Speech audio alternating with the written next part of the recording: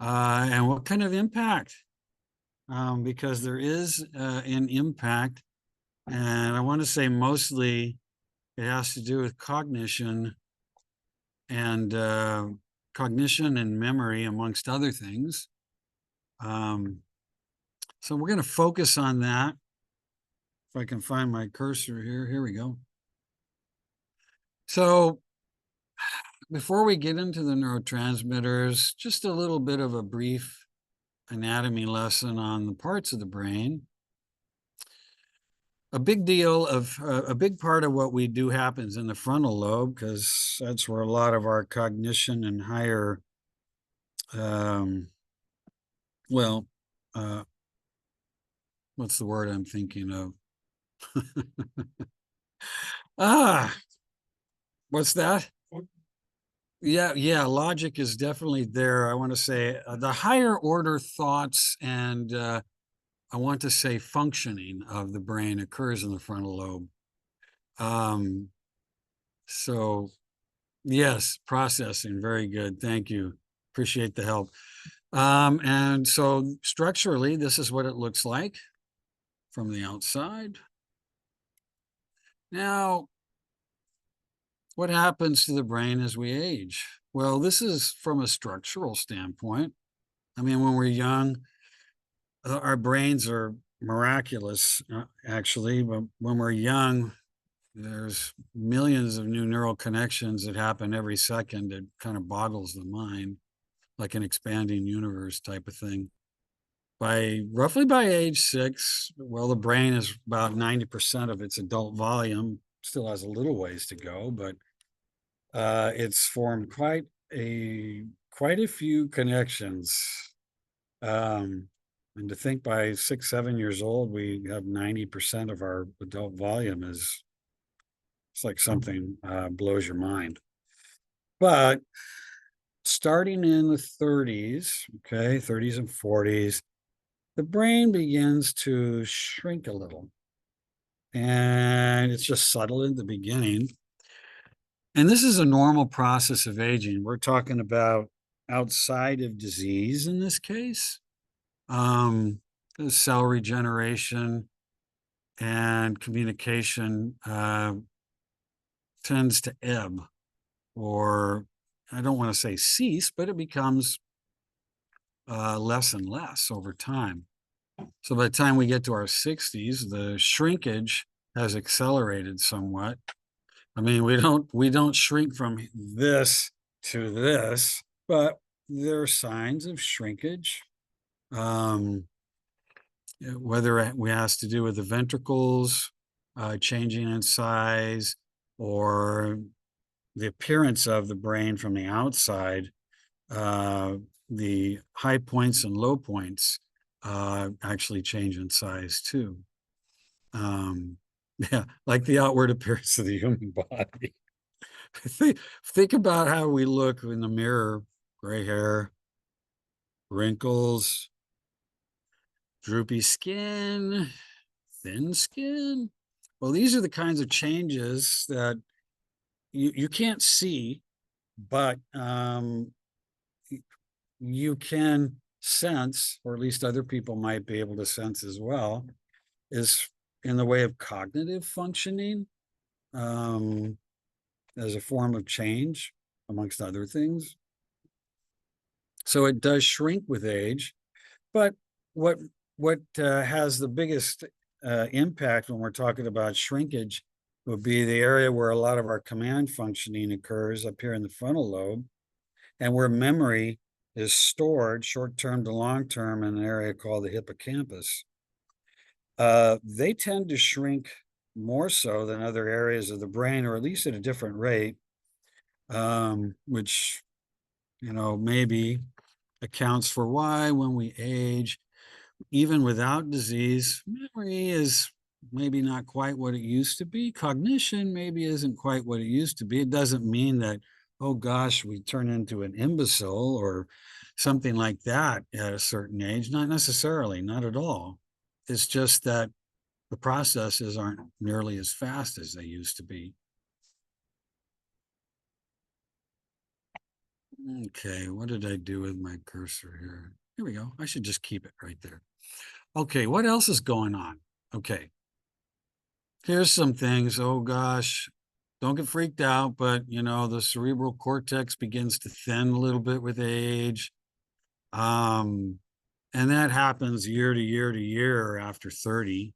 And it ends up being a net loss of nerve cells, neurons, especially the important ones that, you know, communicate from here, from the central nervous system to other parts of the body, or one part of the brain to the other. So, again, this is particularly pronounced in the frontal lobe. And somewhat too in the temporal lobes. Because when you think about it, that side view, that was only on the left side. The other hemisphere has the exact same makeup on the other side. So with some of this lower density, fewer cells mean fewer connections also. And maybe with fewer connections, we're talking about a slower processing or changes in cognition because of that. There's also a change in the white matter, and the white matter is boiling that down. Those are the axons. Those are the long connections. The cell body is the gray matter. White matter are those very long axons that make up I want to say the connecting point from the cell body all the way to the terminal where it makes contact with another cell body. By the way, I guess I already mentioned it. Women have more white matter than men, but men have more gray matter than women. Yeah, yeah. And also women have better connections communicating right side, left side of the brain. White matter has a lot to do with that. Oh, I know. I'm sorry. I'm going over old material. Yeah, right. Why am I emphasizing this again? I don't know. Well, last to be affected then, if we're talking about things that go on besides structural changes, are the chemicals, neurochemicals, which is what I'm here for today. Neurotransmitters, okay? And the protein production that goes with that. There, I want to say there's less as far as, uh, chemicals being released into the synaptic gap. And that would mean fewer vesicles to release, perhaps, or fewer uptakes on the other side to pick them up. And so the impact of those chemicals as far as communication decreases. Now, as we age, even in the normal brain, you've all heard of beta amyloid or amyloid beta and how that is a factor in Alzheimer's. Well, even in the normal brain as it ages, that amyloid beta is seen. It's just not like it is in Alzheimer's disease, but it's there. It's there. And what ends up happening is instead of cell regeneration, this amyloid beta ends up taking its place. And it's tangles, it's plaques, and it's toxic to brain tissue in the end. If you've ever seen, I don't think I have a good picture of that either, scans of an individual with Alzheimer's dementia, it looks quite a bit different. And there are areas where you would otherwise call dead zones. Scary. Okay, so let's move on.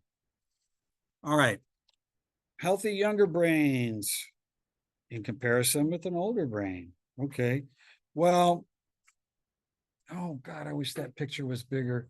But if you look at the left, healthy brain, younger brain is what it probably ought to say. Well, healthy brain too, because as we age, we can still have a healthy brain. You can see the ventricles have slightly different shape. As we age, those ventricles tend to widen. Even with normal aging, the cerebral cortex, which on the normal, younger looking brain is, there are fewer gaps and they're closer together. Shrinkage of another area of the brain called the hippocampus, that is responsible for memory and memory storage. That also deteriorates. And so, making memories or storing memories into our long-term memory banks is not so hot, especially new memories. So here's what it looks like in another view. And this is not necessarily a bad thing. This is supposed to be a normal-looking aged brain. However, is this universal? No. But it happens. It happens, I want to say, everybody's different when it comes to this aging process. I'm just putting this out here that in general, these are some of the processes we see and what in general happens to the chemicals as well, as we're going to get into here shortly. This is just another picture of brain cells, neurons, and how they make contact. And then there's the neurodegeneration on the aged brain on the right. It's just another way of depicting what's going on as far as age-related changes. Well, in a 20-year-old and 90-year-old, that's quite a distance in time. Quite a distance in time.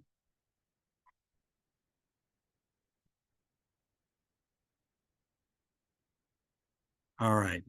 But what we want to look at is neurotransmitters and how they're transmitted, and how over time these signals and this transmission slows down, because it's the chemistry that happens between neurons that keeps communication going.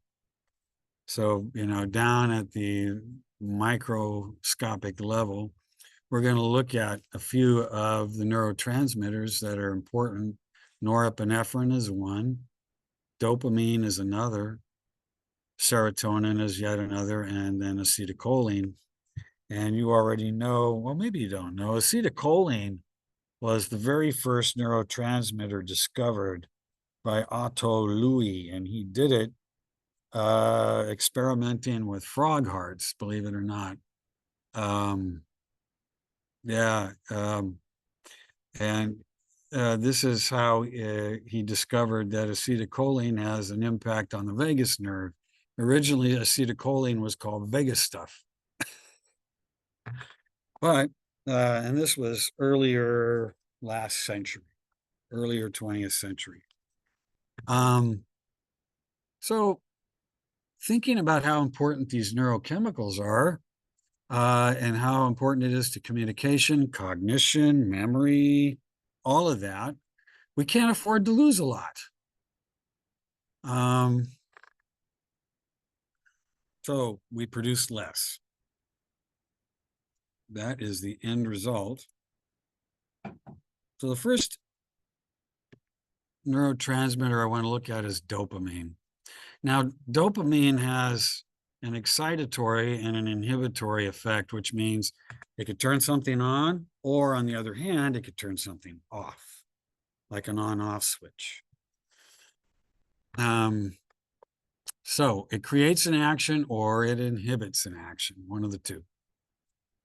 It's a very important neurotransmitter. Most of you have probably heard of, you've probably heard of Parkinson's disease.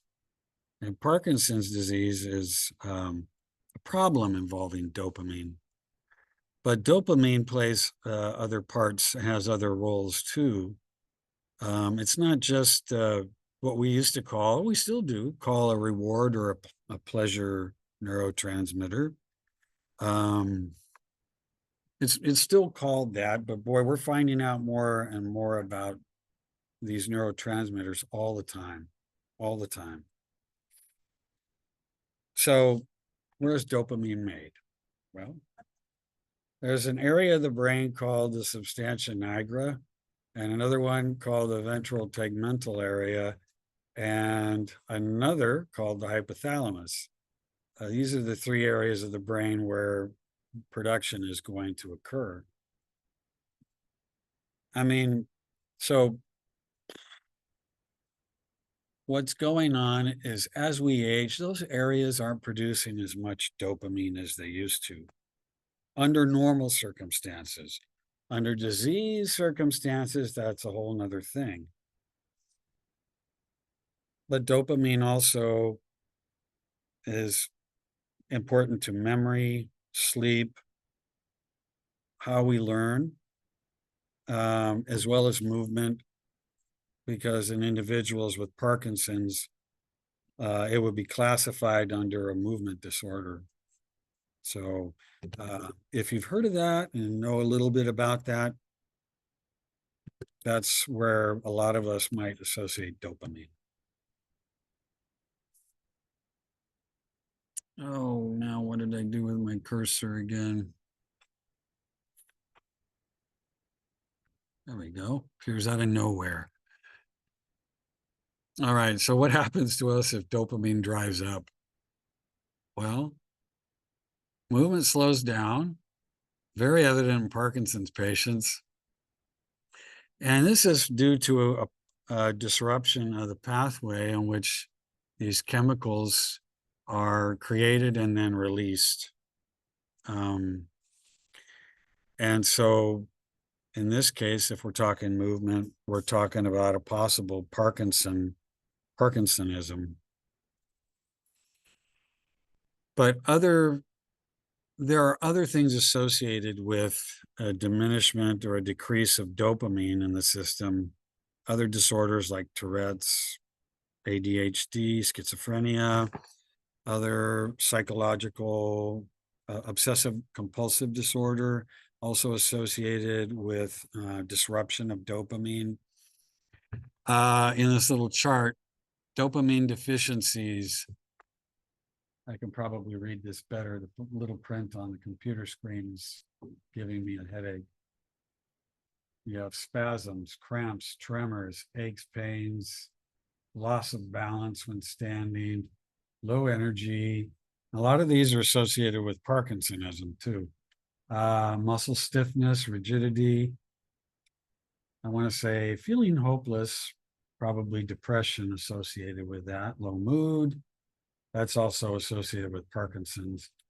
Constant feeling of fatigue. So that's what it means to be low dopamine or low in dopamine, which isn't good. I'd like to think that, automatically as we age, we're not all going to experience all these things, and we're not. Like I said, everyone is different with this, but in general, you may only experience one or two of those signs and symptoms and not all of them.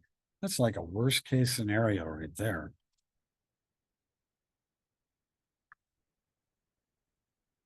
So if you look at this picture on the right, or at least it's on my right here as I look in the computer screen, probably on your right too, but you have the transmitting neuron, which is up top, and it's releasing dopamine into the gap.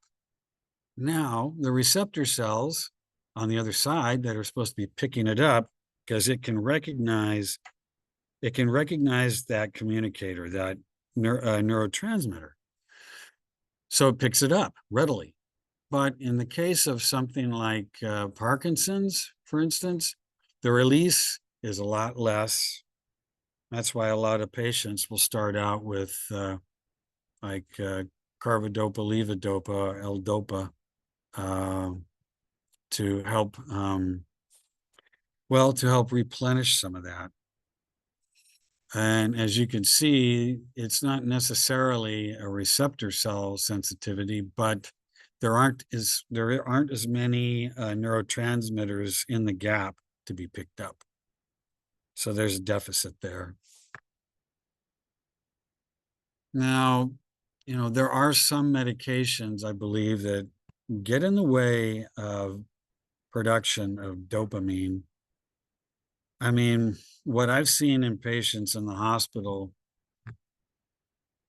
the production of our own endogenous, meaning internal dopamine, gets Well, substituted for other substances that make us feel good. Lack of a better way of putting it. Repeated use of morphine or heroin will pretty soon start to stop our own production of endogenous dopamine. It takes a while after ceasing some of these drugs to get it back.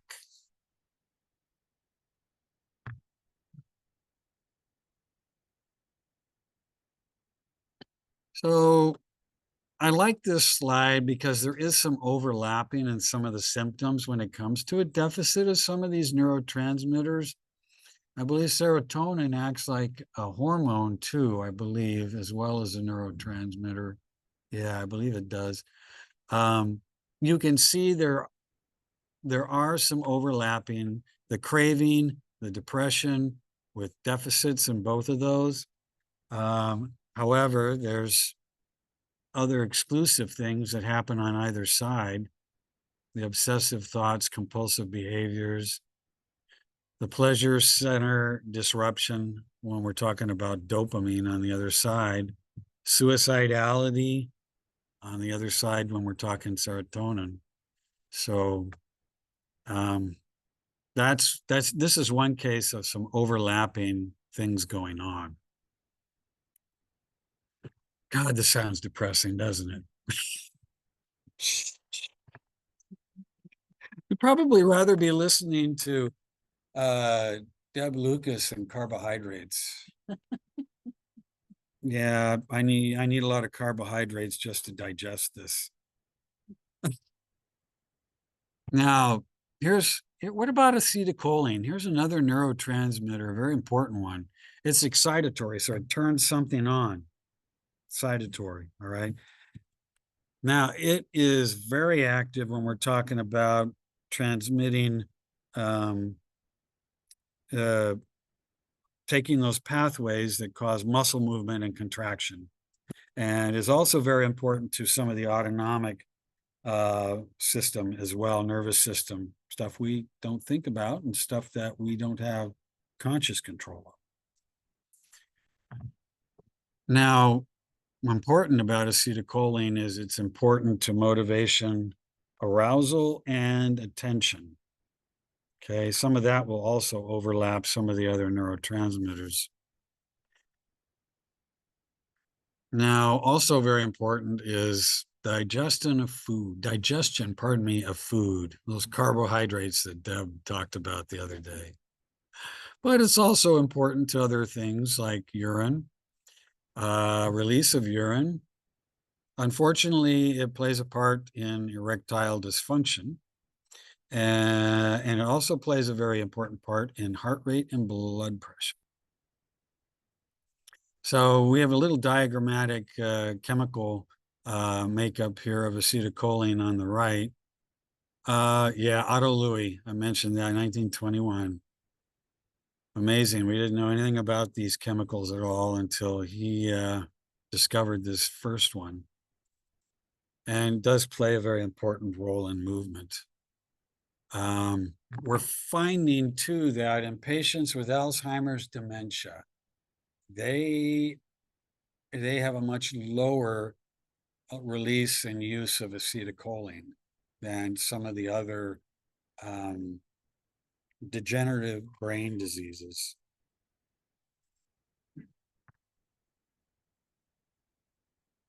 So,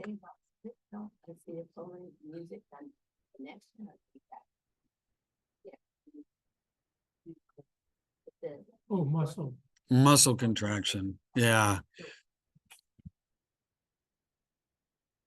Take that stuff and get a boner? Not exactly. Well, it's one of those neurochemicals that's actually excitatory. Okay, So it's part of turning that switch on when you are well, you can get replacement, but I don't. Yeah. I think they've tried to in certain neuro conditions like Alzheimer's, but I think it's had limited success. And so I don't think it would help in another region department.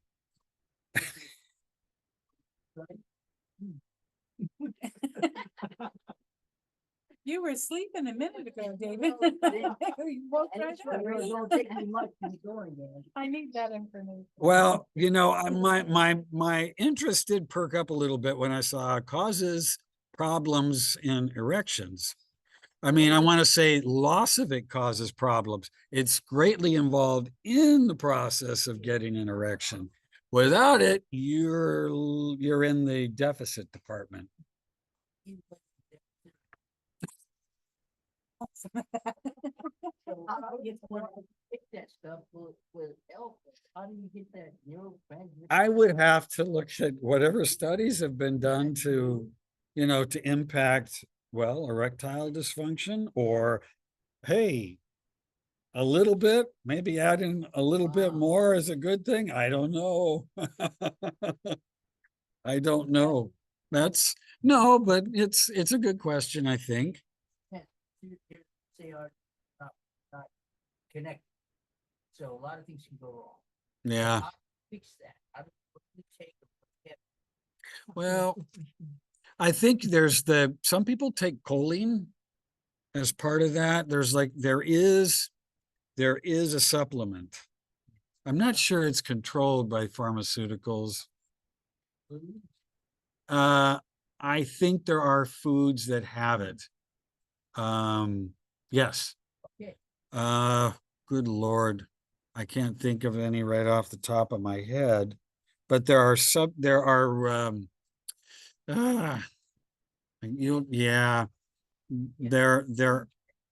yes, you can take something that's a substitute for that, or at least it's part of that, not a precursor, but it's part of that makeup. I want to say the choline part of it. That has been found to, I don't know, somewhat helpful, mixed.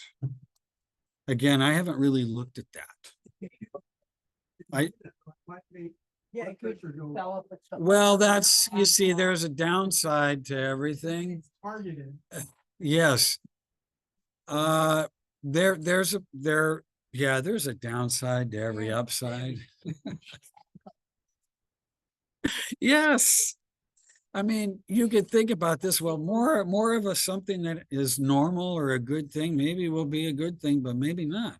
Maybe not necessarily. Drugs will finish them.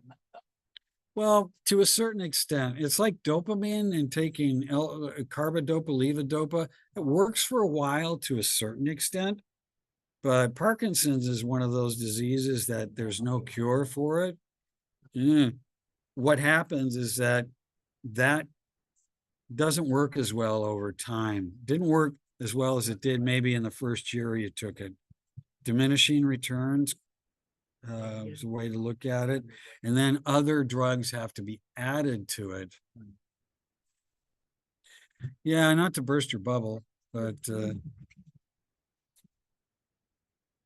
no, you know, I'll look at that and I'll see if I can find an answer for you, David.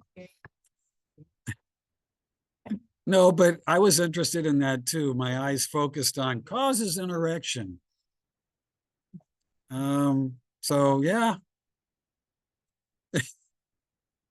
Right. Can you get it as a nutraceutical? Can you get it at your, I don't know the answer to that, but I know it's in certain foods too. Right. So, okay. Exactly. Yeah, maybe you know, well, of course we produce less and less, and that's the whole premise of this discussion or this PowerPoint. Yeah, unfortunately, it's like, good Lord, we produce less and less of everything as we age.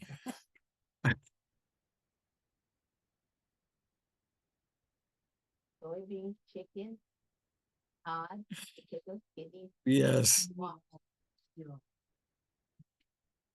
Yeah, just remember there's a downside to every. I hate to put it to you like that, David, but You know, there's no magic bullet for that, I don't think. Well, given time. So close. Oh, okay. So getting back on the topic, so we can move forward. Low levels of acetylcholine are associated with dementia, especially, the Alzheimer's form. And I want to say also it's been associated with myasthenia gravis, which is also one of those neurodegenerative illnesses that cause muscle weakness progressively over time. That one is considered autoimmune, and I wonder how much of Alzheimer's is autoimmune. Something I haven't really researched a lot. I would like to know, though. Again, I mean, you could take a deeper dive into any of this stuff and go, it's like, wow, all right, the box is widening now, and it's like getting much wider and wider. So, but the fact that some of this is autoimmune is, we're hearing a lot more about inflammation and autoimmunity these days, and much of it isn't good. Much of it has to do with our diet, what we're exposed to, and that is the honest to God truth. So, yeah, it's like, hey, I'll tell you what, David, see if you can find the pathway to the fountain of youth. And when you find it, keep it a secret and share it only with people you love. Otherwise, anyway, so here's the thing. They tried this with Alzheimer's patients in order to keep more acetylcholine in the gap for using by the cells. They have, a couple of these involve the cholinesterase inhibitors, which acetylcholinesterase will degrade acetylcholine. Now, the inhibitors like Aricept and Exelon are supposed to inhibit that process. Now, acetylcholinesterase is normal. It's one of those enzymes that's actually inside the synaptic cleft. It drifts inside there, and it's a normal process of getting rid of some of the extra acetylcholine. So they figure in these patients, let's put this inhibitor in here, right? Inhibit this enzyme so that there's more to be used by the cells. Makes sense to me, except studies have shown that this doesn't have a significant impact on the degenerative process in these individuals, like stabilizing or improving.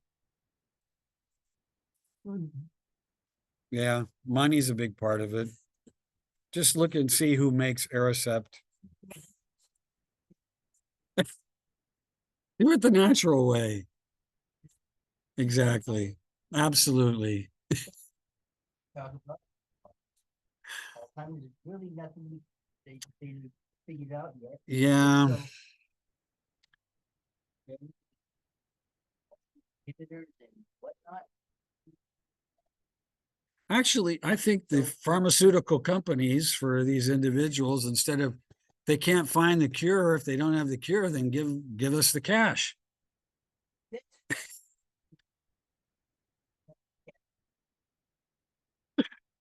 Yeah, and I'm sorry, that's sarcasm. Yeah. Well, honestly, David, if there was money to be made, they would be doing the research. I I wish I knew the answer. Yeah.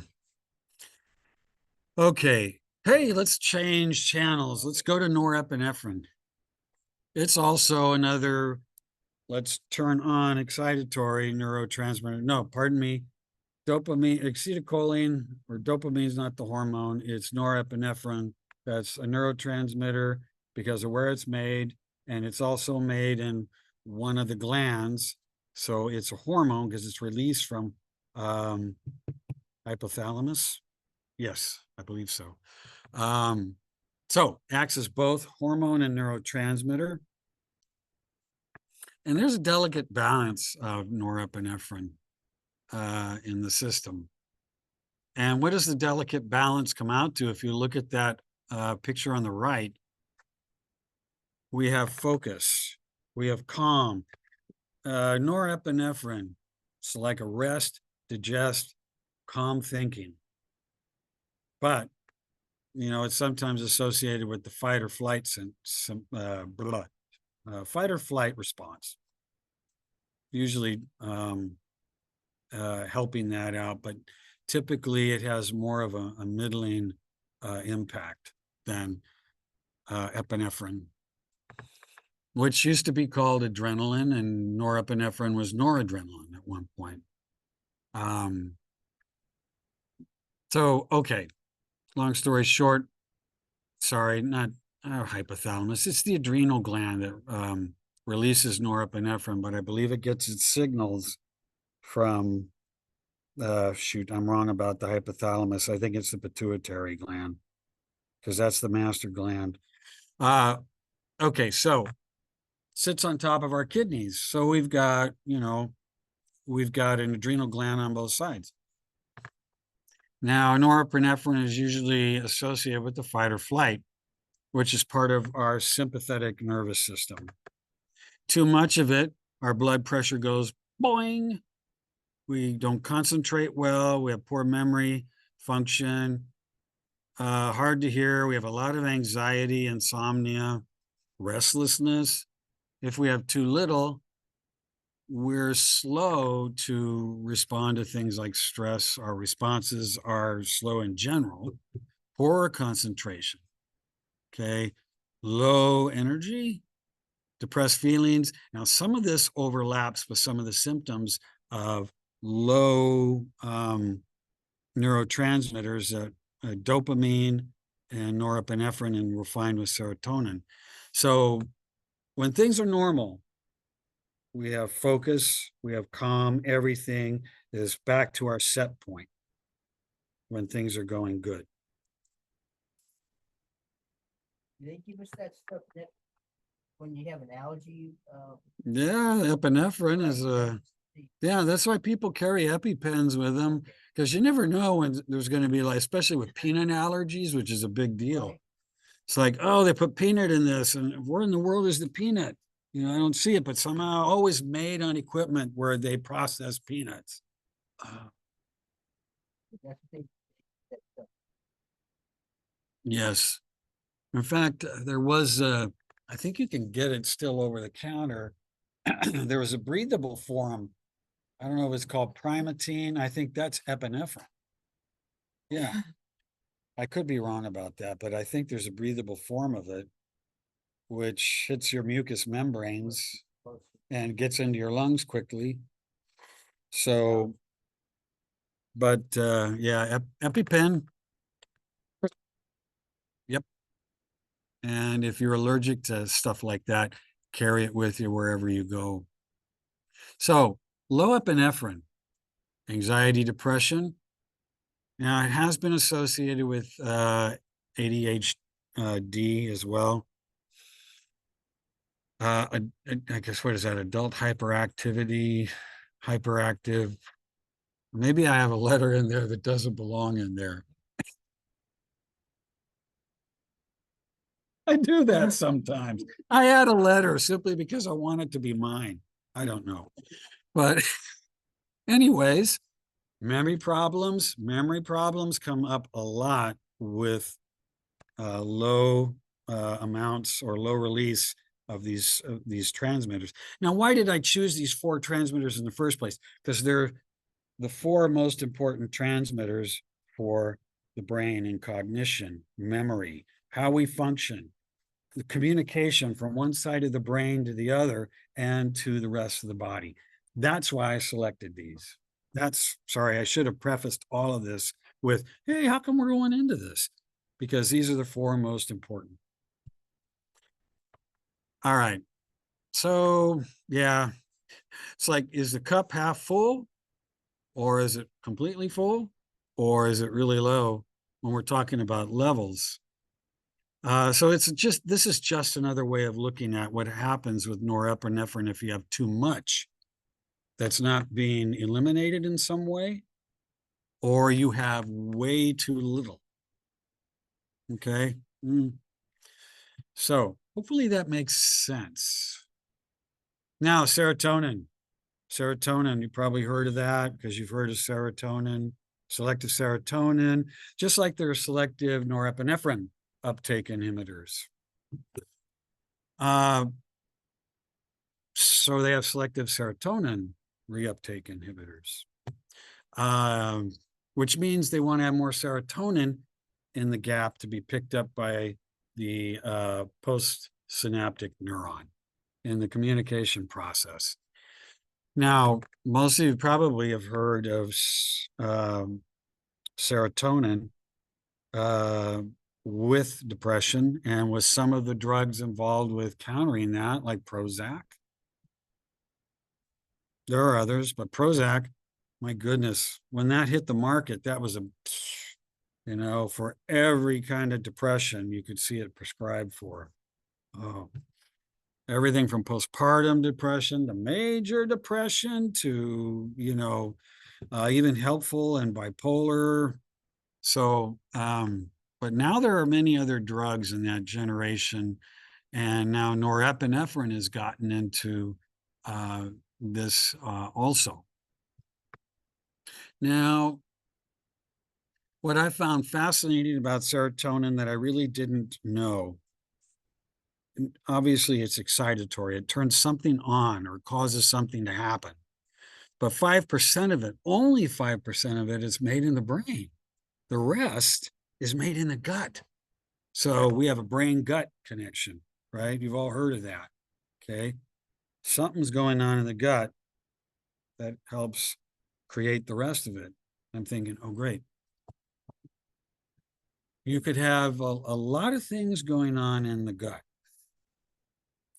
So this is where that gut-brain axis occurs, communication. It's like, here's this brain and here's the other brain. It's a relatively new concept regarding serotonin. Again, this is not something, that's why I put it in blue. So I thought, holy cow, I didn't know it was offset that much. But as you can see, or maybe not, yikes, the slide isn't very good and I couldn't expand it very much. Well, symptoms of low serotonin would be things like your seasonal affective disorder, anxiety and worry that's frequent, inordinately frequent, moodiness, changes in mood, trouble sleeping, self-critical.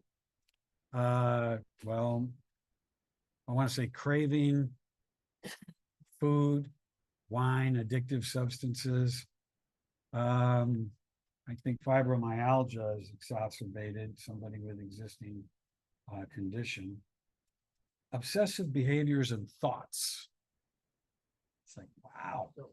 And so a lot of different things going on here with low serotonin. A lot of psychological things, a lot of things happening in the body, gut brain, right?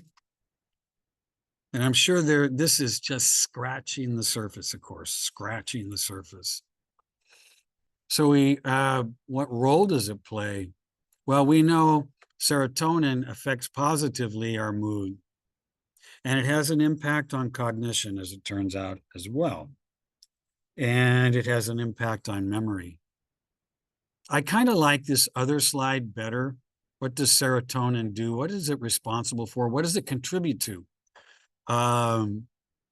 It can cause bone problems if there's too much serotonin. So this is something I imagine they have to do, bone scans, find out if this is contributing at all to bone loss. It does, or at least it has been found in studies to reduce feelings of anxiety, depression. It does play a part in nausea. Okay. I want to say it actually plays a positive part of expelling food. I'm not saying that can be a good thing or maybe not so good thing. Sexual function? No. SSRIs are associated with a decrease in libido. That's a downside. And, unfortunately, now, positively or negatively, it has an impact on sleep-wake behaviors. Imagine that depends on the dosage and when you take it. They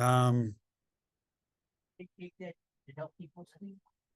I think it could contribute. It could contribute in a way if taken in proper doses.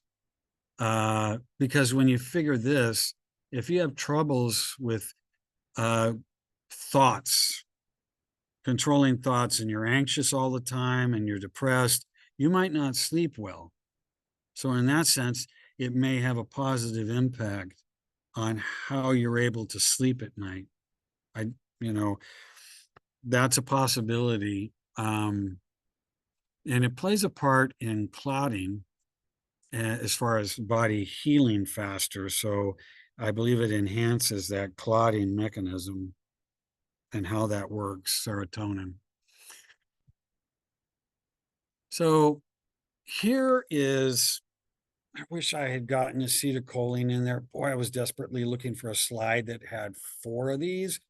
But then it came down to, wow, I see repeatedly they appear to overlap norepinephrine, dopamine, and serotonin. And I looked at that and I thought, well, they have a lot more in common when it comes to mood, as it turns out. I thought, because the other one focuses a lot on mechanisms of movement, muscle movement, both, the type you can control and the type you can't control. Whereas these 3, they play a part in your attentiveness, and mood, concentration. There is some overlapping, as you can see, with appetite, endurance, etc. But I thought this was a good slide because I found dozens of them saying the same thing. I thought, is there a drug company involved in this? I didn't see one associated with this slide, but I could be wrong. I did not see one. Because some of these slides, I have to tell you, it's like at the bottom, it's like, this drug company or from, tried to avoid that. Here we go. I tried to, but it didn't happen all the time. Now, oh, I need to move that. Don't show this again. Okay. Yes, I can go back. Do you want me to go back to the previous slide? Okay, right. I was right. No drug company involved with this one. Absolutely. Now, it's with this one. I've not heard of Electrolabs. I haven't a clue what that is, but since they have their own website, I don't know. Anyway, what they state up here about the various neurotransmitters and hormones. In fact, these are the main ones we focus on in brain and gender differences, as it turns out. These are the ones that come up in the lecture. So I thought, well, this one has what we're looking at and more. Okay, because there are hundreds of neurotransmitters. Hormones, I think they've identified somewhere between 50 and 100 different hormones, chemicals. Oh, God, am I right about that? Okay, I may or may not be right about that, but so Balanceable. yes. Now, is it possible to get a balance of all that even when you're getting older? I think so. Okay, I mean, here in this classroom, place where we work out, place where we meet, this is a part of it because a lot of it involves things that you can do for yourself. I want to say, things that we harp on: exercise, diet, meditation, sleeping, socialization, challenging the brain. It sounds like a broken record, but it's not. It's true. It's not a broken record, even though it sounds like that. so what is coming, neurotransmitters? Well, there's a way of preserving some of this, even though we're making less of it as we get older. There's a way of still preserving some of it because it's not like, oh, as soon as you reach 60, everything goes to hell in a handbasket. No, that's not true. What causes some of these diseases like Alzheimer's? What causes some of these others associated with dopamine, Parkinson's disease, and some of these, what's at the root cause? The abnormal diminishment of these transmitters and hormones. I keep coming up when I look, I keep coming up with autoimmune and inflammation as a form of destruction. And I want to say a form of it's like, wow, this is abnormally low and maybe it shouldn't be. I mean, this is typical low because we're not 20 anymore. Now we're 60, 70, 80. Okay. So there's going to be differences. However, in some of these other conditions, there's, I want to say, a very obvious deficit, if that makes sense. And there's something we can do about it. Well, like I said, under normal conditions, without disease, I mean, yeah, of course, yes. I don't want to say of course, that sounds.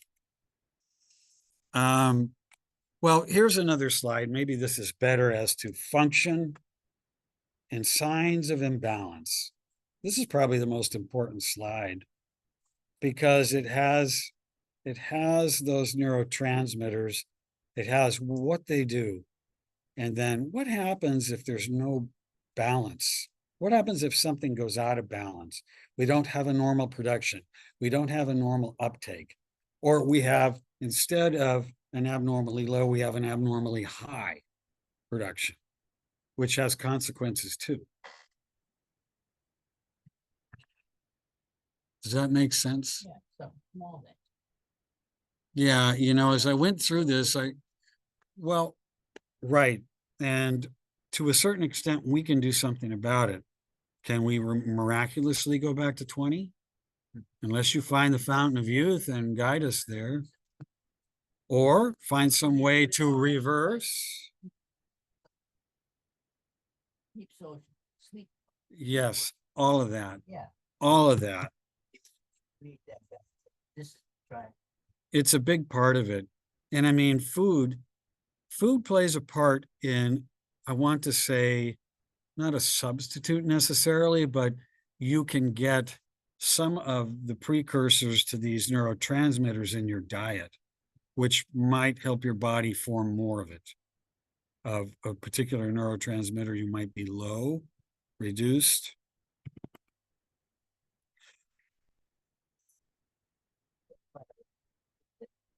But look, it's pretty tough. Yeah. Some of these symptoms and signs overlap. That's why. Right. Diet, watch out. Best you can on the exercise and everything else. Exactly. Can do. That's all we can do. So this other stuff, we'll come until we figure out something better. Right. Better living through chemistry. I know that some of the drugs that Yeah. the Yes. only way we can. The only thing we can do is work at it, do our diet, do our life. Yes. So is this meant to, like, confound you? No, it just is part of aging. Yeah. The brain ages just like the body, the rest of the body. It's part of the process. It's normal. The reduction in some of these chemicals is perfectly normal. All right. That is the bottom line. Now, here's another picture, a cutaway of the brain. I like this one because they took the brain and took one hemisphere, and I just like it. I like pictures of the brain. What can I say? And so you can see where things are going on, 5 ways where the brain maybe needs to what's going on, attention span, what areas of the brain might be getting thinner, like parts of the cortex, processing speed, where is it occurring, as far as the brain is concerned, areas that, unfortunately, shrinkage is more noticeable, the chemical communication, what's going on there, memory, and where that is affected by the shrinkage of those structures, morality, emotions, um, how we act in social situations. I think that is supposed to be what is that little structure there? Well, it could be, but gosh, it looks like it's so close to the hypothalamus. But oh, for heaven's sakes, now I can't remember it. Drink some water. Yeah, water. Water's only.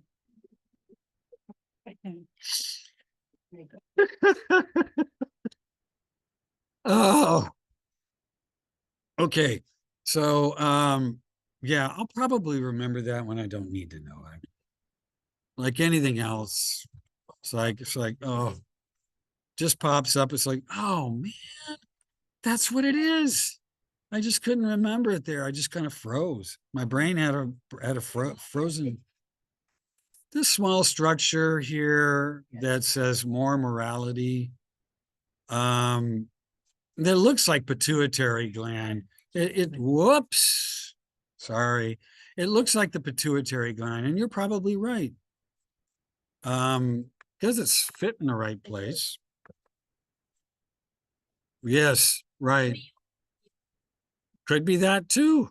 Like I said, I mean, I would have to have I'd have to have an overlapping of, okay, well, I know this is a frontal lobe. This is a cerebellum here. This is part of our brain stem here. Um, it's just sometimes when oh, yeah, it's in this area here, medulla oblongata, pons and medulla. Well, they make up what's called the midbrain. Yes. Corpus callosum is, oh, for crying out loud. You need some more serotonin. I need more something. There's, that's where our third and fourth ventricles are located. What areas of the brain I don't need to know for this?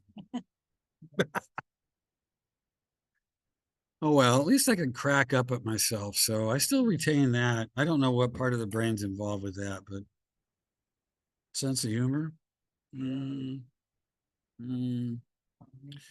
Yeah. So how do we protect cognition? Good Lord. Healthy lifestyle on all fronts. Physical activity, mental health activities, spiritual, whatever that means to you, activities, gratitude. Because some of these experiences actually release the transmitters and hormones we want. That's why, yes, mental health is important to that too. Diet, hugely important. Now, okay, there are different ways of approaching diet. There are sources that mention Mediterranean, DASH, limit your alcohol, please get your omega-3s. A lot of this you've heard before. Okay, but there, this is just one example of diet and how it could impact this too. I'd like to find out in what part of the world there is the least amount of documented brain and neuro-associated illnesses. I would like to find that out. Is it in the Mediterranean? If it is, I'd like to know. If it's in Europe, I'd like to know. Japan, if it is there, I want to know. I need to look that over. Right. I mean, there's more to that than just the surface. So. It's the undeveloped countries who aren't, exposed. Oh, to you mean they're processed- not eating our processed goods? How come our processed goods contain 15 to 20 ingredients? You go to Canada, the same thing only has less than 5. There we go. Which means they want to keep it on the shelf, sell more of it. Maybe it'll stay in your house without getting stale if you keep it for, I don't know, good Lord, I don't. But you're right.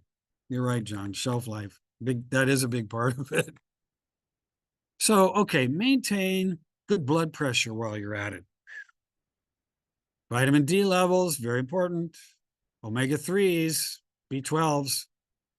Eat your berries frequently. It's like vote and vote often. Eat your berries and eat them often. Well, this morning I've been trying to get the berry variety in my breakfast every day. It's hard. I'm working on it. I'm working on it. It's not easy to do for me. I'm used to doing other things, but now I'm including that in the morning diet more so than I ever did. Berries. Yes. Right. I'm trying to eat processed stuff less. I'm trying. It's like little, I'm making small inroads into cut it out, get rid of it. I like oatmeal. I like oatmeal. I grew up on oatmeal. I used to deliver a paper out when I was a kid. There would be a big pot of oatmeal waiting when I got home. My twin brother and I, we would deliver paper routes. He'd go one way, I'd go the other. And so she had to have this pot of oatmeal, and it was great. There's a little bit of brown sugar, cinnamon, a little bit of, yes. Not cranberries so much, but raisins. No, but no, not when I was a kid. A little bit of milk because it was piping hot. Now, yeah, okay. I have to admit, kids love sugar, and a 13-year-old loves sugar too. Now, raisins were okay. I added them, a little brown sugar, and boom. That stuff's like my mom say, sticks to your ribs. This is why you eat it. Sticks to your ribs. That was the idea, sticks to your ribs. Also sticks to the plate, Mom, or sticks to the bowl. So now you don't eat oatmeal? I do. I add berries. I wasn't adding berries except for raisins. And raw processed raisins can be depending on where you're buying them. Right. I mean, and I'm not getting them, Sun-made. They come out of a box, for crying out loud. They've been processed. There you go. Get a steel cut oat. Top of that are toasted first. Throw it in your crock pot. 4 cups of fluid, a cup of dried fruit. Put the There lid you on, go. set it on low, go and sleep. And then the next morning. In the morning, blend it. you have pudding with blueberries or cranberry See, or apricot. my wife loves cranberries that are dried. Yeah. I'm kind of like, I'm on the fence, but I like raisins. I love raisins. It's spicy too, so it's. Well, that's You true. wake up and the world smells delicious. And you get an unending bowl of what you just can't stop eating. And boy, are you regular by me. You can have a family. But you have to taste the oat first. It will taste so much better. John, how do you cook? Yeah, see, Dry that's, toast in the skillet, That's it. just put it in a skillet, heat it up. and I'm not maybe used to some dry ice. toasting them, but you know, that sounds like a great idea. Ah. Yeah. Okay, well, that is something I need to put into action. I need to try that. Flavor is everything too. Sometimes it's like, oh, man, don't eat it is right. That's a good point, John.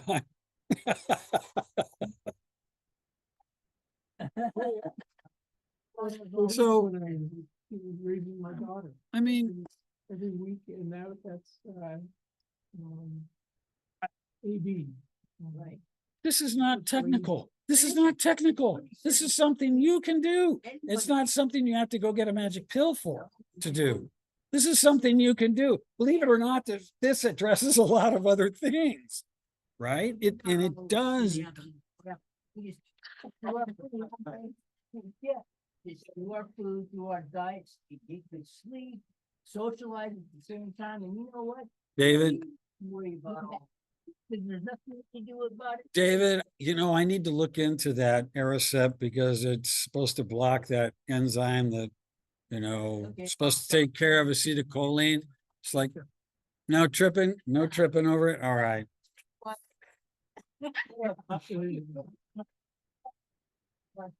Balancing my synapse, you know, then you get along. Plus, you do have to worry, you know, they talk about blood pressure. That's right. Low blood pressure could mean you get low blood pressure to here. You may get good blood pressure down here, but you'll likely get. Really, I'm glad, David.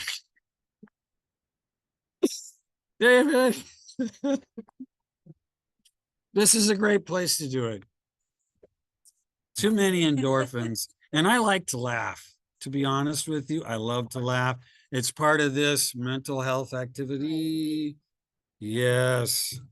So, comments, questions? How about in Zoom land? Did we go way over your head, or did you quit listening a long time ago? They there? Are you still there? Zoom land? Are you still there? No, Linda. Yes, Cooking. Anybody? They're cooking. They're eating lunch. we're here. Any Well, questions or Any comments? Ken? questions, concerns, comments, worries, troubles, issues? Anything we can work on, do about something? No? Yeah, what's up?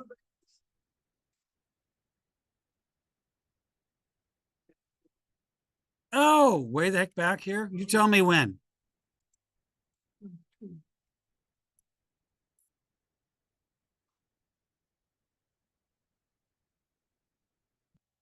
Oh, that's slide number 1. That's the intro. This one? Nope, keep going. Oh, that previous slide, look at the very last word. No. Thank you for pointing that out. I will have to talk to the editor.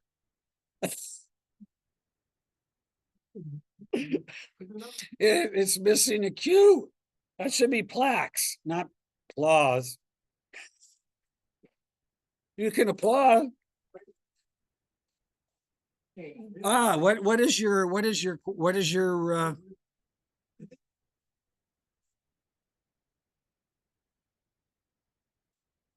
oh, okay, I need to go forward in time or backward in time. Back, There it back. Back. Yeah. It says our 3, this is me, our 3 very important neurotransmitters. Didn't we have 4? Yeah, I know. I changed my mind. Well, Yeah, I don't make enough money to have a proofreader. I need a proofreader sometimes. I appreciate that. I can go in here and I can edit. I can tell that part of my brain, you know. The 4 very important neurotransmitters. Right. Okay, I can just say important. I can just say the chemistry involves the following neurotransmitters. Capitalize acetylcholine. Yes, I noticed that too.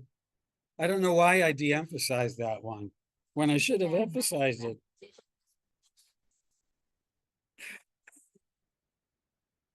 Maybe one of them is- No, no, you spotted an unintentional error. I know I had that one wrong too. Mhm. I'm getting my hormones and neurotransmitters kind of.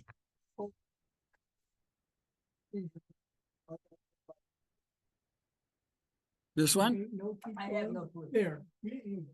Middle line where it says inflammation. May play Oh, I got it. a part in these two words. Yes, I'm missing a word there. A part. Oh, I could say that. Are we done? Oh, yes, separating that. Oh, I see what you mean. Oh, Lord. You know what? That's probably why the spell check. Yeah, go ahead and stop this recording.